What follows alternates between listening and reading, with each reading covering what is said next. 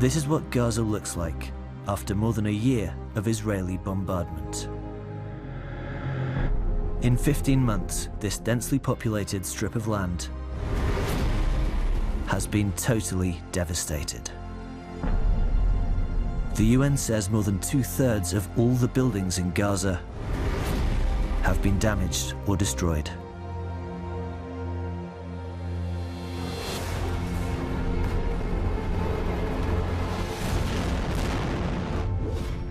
The scale of destruction is almost incomprehensible. Nothing really prepares you for what you see. A landscape that really was evocative of images of Hiroshima and Nagasaki after the atomic bombs had dropped. The sheer devastation is such that most people simply cannot conceive that this has been allowed to happen. There was just rubble in every direction as far as you could see, complete devastation.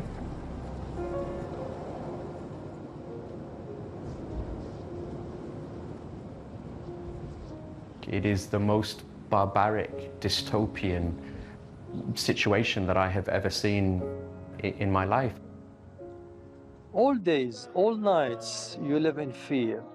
You move in fear, you sleep in fear, you wake up in fear. You are not sure that you will be safe in the coming few minutes. Every morning when we meet everybody, we say, thanks God you are still alive.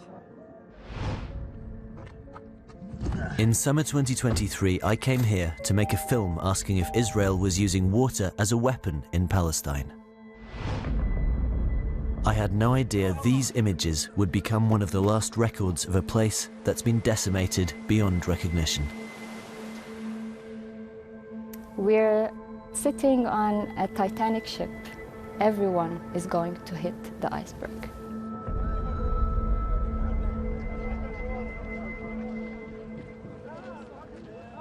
This war didn't spare anything in the city. It didn't spare a building, it didn't spare a tree, it didn't spare a person.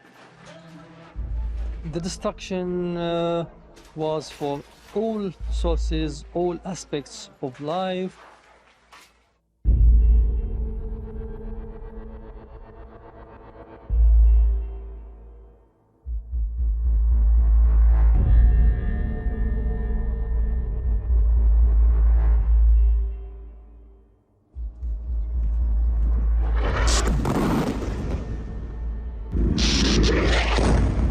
After 15 months of bombs, drone attacks and a ground invasion, killing more than 60,000 people, a fragile ceasefire has come into force.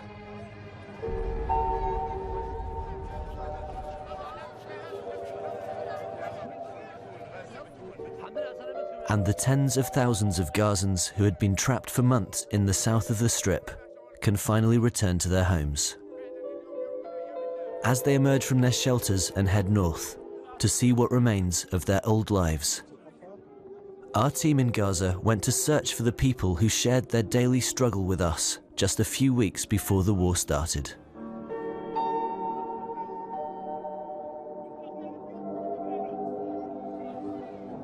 Among the thousands of people walking north is farmer Mohammed Khalil.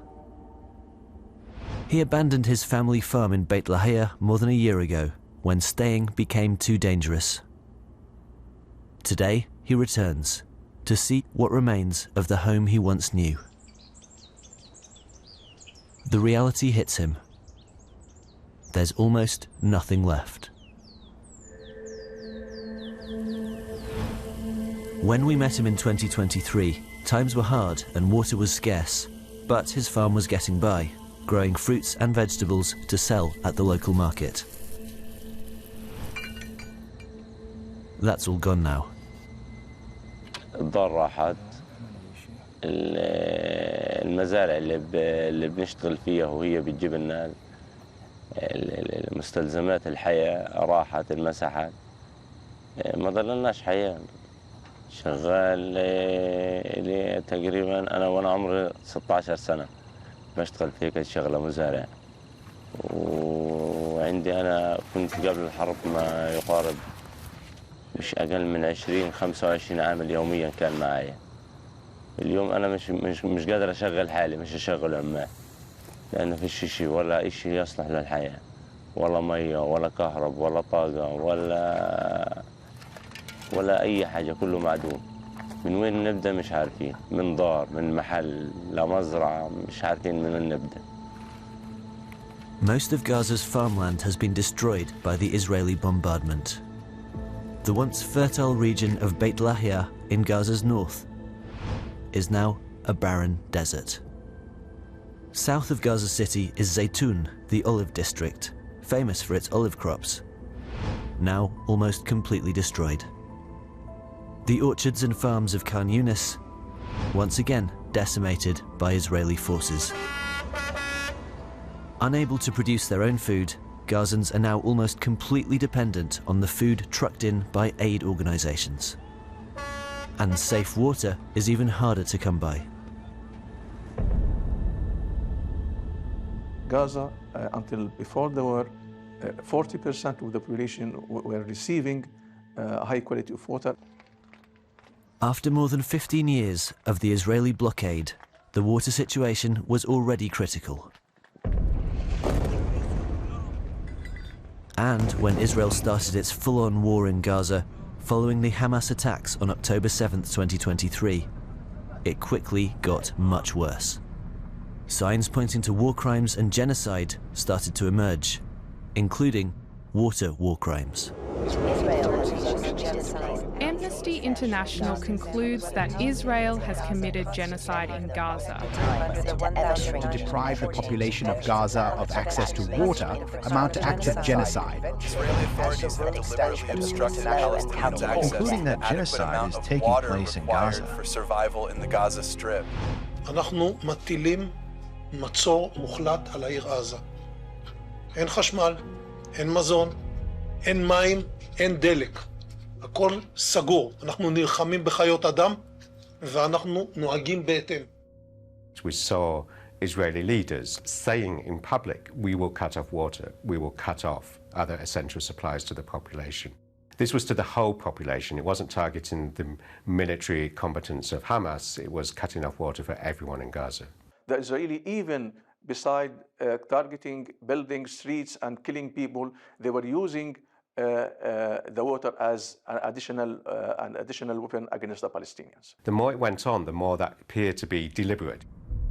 Like this, Israeli soldiers filmed themselves blowing up a water facility in Rafah and posted it on social media. And this, the aftermath of an attack on civilians waiting in line at a water filling station in the Al-Shati refugee camp. 10 people were killed. Rights groups say this is clear evidence of genocide. So genocide is the intent to destroy in whole or in part a population.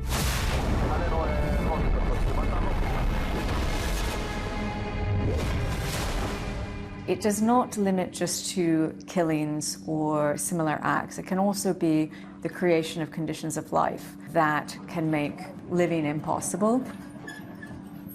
Israel rejects all accusations of war crimes and genocide in Gaza. Prime Minister Benjamin Netanyahu, who, alongside his former Defense Minister Yoav Gallant, is wanted by the International Criminal Court, says the claims are false and outrageous. When we visited Gaza's water distribution centre in 2023, this man rationed the water supply to different neighbourhoods by spinning these wheels. Since then, the situation has gone from inadequate to desperate. This facility has been completely destroyed. The new pipelines installed by the international community are now a ruin of twisted metal and rubble. And all the households who received water through these pipes are cut off. More than 80% of water networks have been totally destroyed. 330,000 of meters of water networks have been totally demolished as well. More than 600,000 meters of sewage networks have been also demolished. Destroying water supplies, attacking water workers, preventing the reconstruction of water supplies. This all adds up to the evidence showing this was a deliberate policy to deprive the population of essential water. They are war crimes because they're targeting facilities essential to the population, to the survival of the population, but they're also a crime against humanity. A crime whose impact will be felt long after the guns fall silent. There is no justification for a war crime. War crimes are war crimes. The taking of hostages by Hamas is a war crime. That does not justify Israel then committing 14 months of war crimes in Gaza. In 2023, Mohammed Ahmed was selling water from a private company in Gaza City to residents of the Shati refugee camp. Back then, the public water supply was only available for a few hours a day, and it was mixed with seawater to boost supply. Gaza residents spent around a third of their income on water, paying people like Mohammed to fill the tanks in their houses. After the ceasefire, we tried to contact him for some time without success. The Shati refugee camp where he lives was hit by multiple airstrikes. And there is evidence Israeli forces have been actively targeting water workers.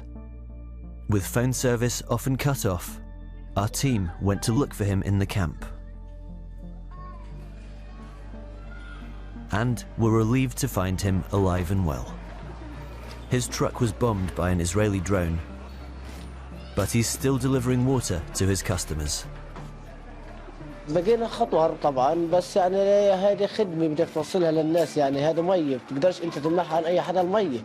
يعني شفنا الموت بعينينا، هزمات النارية شفناها بعينينا، الطخ شفناه بعينينا، كل شيء بقيناش يعني اشباح، بقينا يعني كيف يعني زي جنود مجهولين، بقينا موجودين على 24 ساعة على مدار الساعة. As Gaza's water system was left in ruins, the taps dried up. And it was up to people like Mohammed to step in.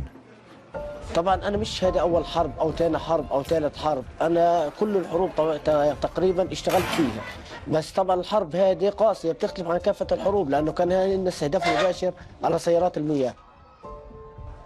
المشكلة إنه هنا إحنا كل نفسيات الناس تعبانة وبدك تتحملها وتستجيب. ليش؟ لأنه أنا متعود وحياة صعبة جحيم يعني، والحمد لله رب العالمين. With no running water, today these trucks are the only way to get water in Gaza.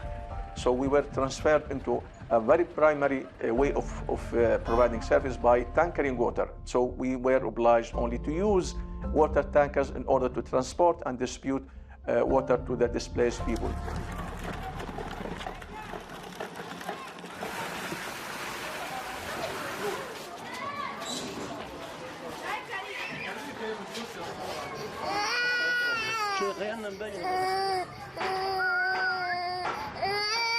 .59% of casualties in Gaza are women, children, and elderly population, so these aren't combatants. And to read reports then of women who are mixing contaminated water with formula simply to try to feed their babies.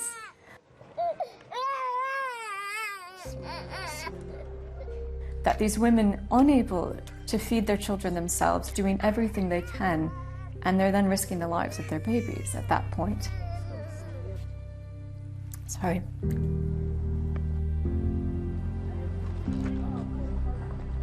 In extended war, children are around 3 times more likely to die from diseases caused by unsafe water than from direct violence. In 2024, studies showed that 90% of Gaza's children under 5 were suffering from an infectious disease. 70% of children were found to have diarrhea, compared to just 3.4% in 2022, while 40,000 cases of hepatitis were reported in 2024, compared to just 85 cases in pre-war Gaza. The destruction of water and sanitation infrastructure in hospitals and healthcare facilities has led to an unprecedented risk of infection and death.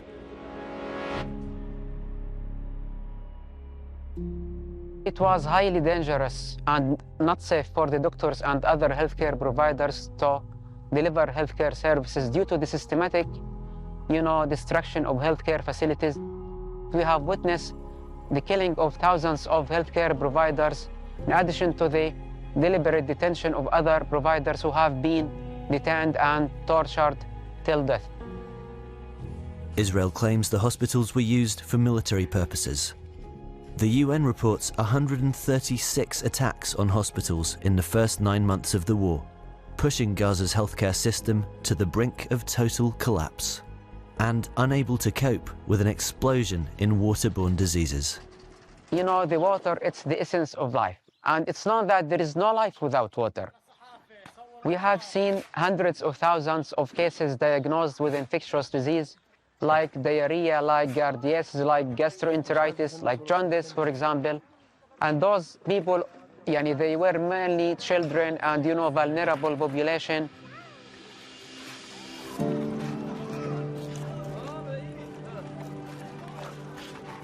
Today, people in Gaza are living off as little as 2 litres of water per day, 7 times less than the minimum required by the World Health Organization. And every day, they have to spend hours trying to find it. Many families delegate the task to their children.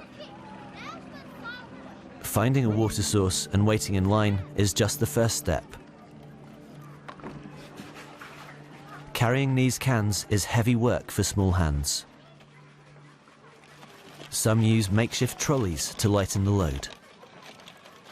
But much of this water is contaminated and unsafe. Every sip carries the risk of illness or even death. Yet, there is no alternative. The water in Gaza has been horrifically bad for a very long time. Very high levels of contamination, very high levels of salination. That situation has only deteriorated precipitously. We're never going to know the scale of this. What are we going to see for the next years for these children, the amputees, growing up without hydration, without food, and without medical care? The death and the disease and the impacts we're going to see for generations. As they are finally able to return to their homes, Gazans face a difficult question. What do you do when your entire life, your home, everything you knew before, has been utterly destroyed? The answer for many Gazans is, we endure.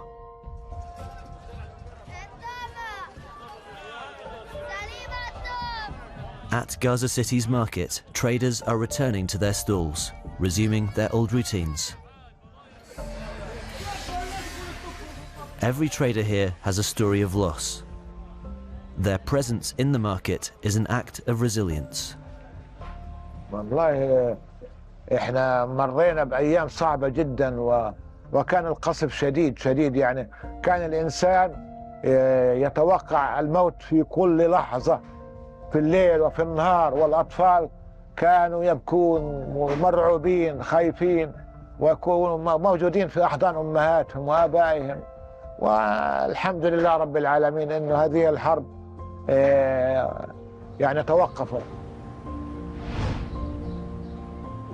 Khalil has been working at the same stall for decades. He now has to work his sewing machine by hand, but he's still open for business.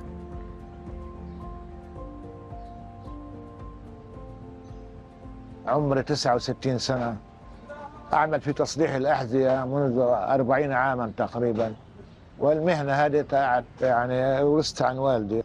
بعد يعني الهدنة أو بعد انتهاء الحرب إن شاء الله تنتهي على خير، ما فيش كهرباء عندنا موجودة في ونعين أسرنا الله يعني سبحانه وتعالى أعلم. يعني نعتمد اعتماد قبل كل شيء على الله.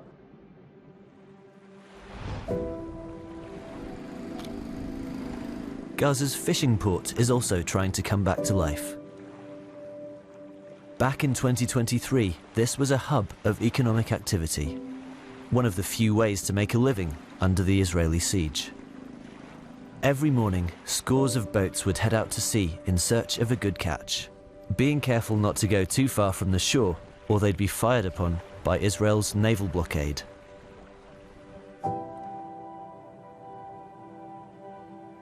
After heavy bombardment, the port is now deserted.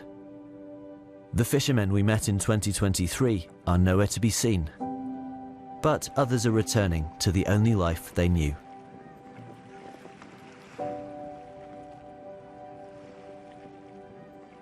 The few lucky ones whose boats are intact are coming back with their catch. This fisherman, whose boat was destroyed, has learned to improvise with a makeshift raft. باجي أنا على البحر عشان أضيع هم شوية وهيك بتسلى وبتذكر يعني إني أنا إلي صياد 48 سنة بشوف فقدنا الحبايب كتير وتطلع يعني المينا اللي كانت اللانشات والحسكات هنا من معادل أكثر من 500 حسكة زي هدول. ايش صار في الحسكات؟ كله ولع. هاي واحدة هاي طلع كله فوق بعض كله راح ولا إشي ضل وهي حسك مولع كله ولع ولا إشي. In 2021, Gaza produced around 4,700 tons of fish. Since October 7th, many fishermen have been unable to access the sea, while others risk their lives to bring in food. تحديدات يعني كنا لما قبل مسير الهدنة كانت طخمة فوقينا وموت. يعني أنا متصاوب برضه على فكرة كمان في راسي في الحرب أكلتها في راسي وهين وفي رجلي كمان وهاي إيدي فيها بلاتين. أيوه. The once thriving fish market here is now deserted. And these fishermen, who used to play a vital role in feeding Gaza, are now barely able to find food and water for themselves.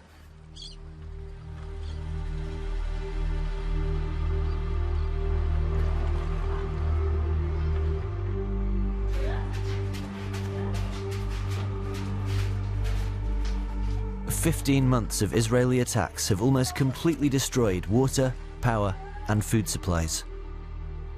But yet, amid the ruins and the grief,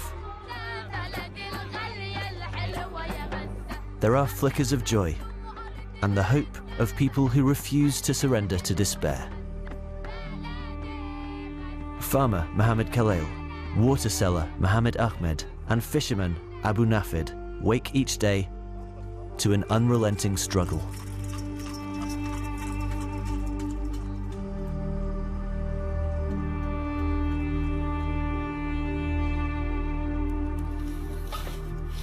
But they are still driven by the dream to rebuild their land. أحلى حياة البحر. مين يطلعنا بر؟ لا يمكن أطلع من غزة أنا. هذه أرضي وطني. ماتوا شهداء عشانها، كيف نطلع منها؟ هيني أنا عمري 62 سنة. كيف هيني أنا عمري 62 سنة وبعوم وبروح وباجي بقدرش أبعد أنا. With the ceasefire in effect, Mohammed can do his rounds without fearing for his life. He says he's blessed that his family all survived, but they face an uncertain future. والله أنا لو دمي يعني بدي يصير في الشارع أنا وأولادي مش مستعد أطلع من غزة لأنه هذا كل الكلام اللي بيحكوه ترحيل قسري. والله أنا بفتخر في غزة وبأهل غزة. يعرف عن أهل غزة أنهم ناس أو صامدين ومرابطين في بلادهم إلى يوم الدين. A land that is hardly livable, but remains theirs. ايش رسالتك للعالم الخارجي؟ يقيموا هالظلم عنا اللي احنا فيه بس، لأن احنا في ظلم كتير. يقيموا عنا هالظلم من هالكفرة.